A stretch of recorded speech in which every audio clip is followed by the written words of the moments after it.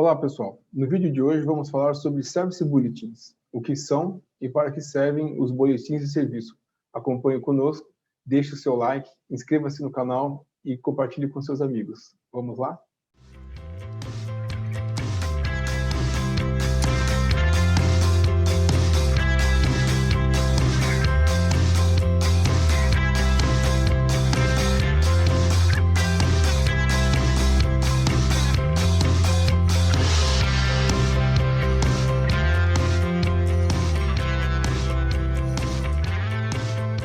Então, o que são os boletins de serviço ou Service Bulletins? O que são e para que servem?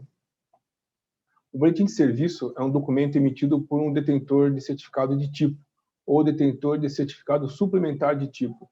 O que vem a ser isso? São os fabricantes, né? Seja fabricante de aeronaves, fabricantes de motores aeronáuticos, hélices e equipamentos, ou mesmo os fabricantes de modificações dessas aeronaves, desses motores, hélices, que são detentores, né, dos certificados suplementares de tipo. Eles modificam produtos originais de acordo com certas conveniências. Por exemplo, o detentor de certificado de tipo é a Boeing, no caso do 737, do Boeing 737. É um produto aeronáutico, é uma aeronave, e ele é homologado, é propriedade do detentor do certificado de tipo.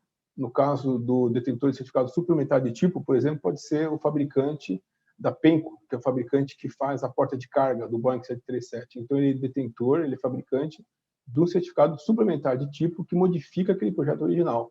Tanto o fabricante da aeronave como o fabricante do STC, ele pode fazer um Service Bulletin, uma melhoria daquele produto que ele inventou, né? Seja para otimizar o desempenho, seja para reforçar a estrutura. Então, é para isso que serve. E chamado em inglês de Service Bulletin, com essa grafia aqui. Para quem quiser estudar um pouco mais sobre esse assunto, a gente recomenda a Advisory Circular do FAA, número 20-176 alfa. Então, o boletim de serviço, ele instrui sobre a instalação de uma modificação em determinado produto aeronáutico, como eu falei anteriormente. Pode ser constituído em partes, com atividades e prazos distintos de cumprimento. Então, suponha que um boletim de serviço, ele menciona que você tem 3 etapas para cumprir. A primeira é uma inspeção, em tantas horas, depois uma modificação de uma parte da aeronave ou do componente em tanto tempo. Né, alterar, modificar, implementar ou substituir alguma peça ou um componente. O cumprimento ele é opcional, né, na característica de um Service Bulletin, porque ele se refere a uma melhoria do produto, um aumento da eficiência, da robustez e da economia desse produto. Isso pode estar associado a uma diretriz de aeronavegabilidade também. Daí o seu cumprimento ele é obrigatório, conforme estabelecido no método de cumprimento da AD. Nesse caso, são chamados de Special Airworthiness Information Bulletin. São quando um boletim ele só se torna mandatório quando ele está atrelado a uma diretriz de aeronavegabilidade. E aí a maneira como você vai cumprir esse boletim está escrito no método de cumprimento da AD. O Service Bulletin, que é de emergência, né, que está atrelado a uma AD, ele se chama Special Airworthiness Information Bulletin, e eles não possuem o peso mandatório de uma AD, ele sozinho como documento, né, apesar de ser uma recomendação do fabricante, que é quem mais conhece o produto, mas a mandatoriedade é determinada pela autoridade aeronáutica, porque eles não são emitidos pela autoridade, né, a autoridade é que avalia o dever ou não de cumprimento mandatório após uma análise também que a autoridade faz. Porém, são uma recomendação de segurança elaborada pelos fabricantes, que detêm o conhecimento técnico daquele produto e viram um alto potencial de risco à segurança de voo em um dado equipamento, seja por estudos de confiabilidade, estatística de frota ou análise de incidentes. O fabricante ele tem todo o interesse de estar muito próximo do operador e coletar dados sobre o desempenho desses produtos. Então, é o primeiro a alertar caso haja uma situação de risco. E ele comunica com a autoridade aeronáutica que vai avaliar em quanto tempo, ou se vai ser o caso de tornar esse cumprimento mandatório.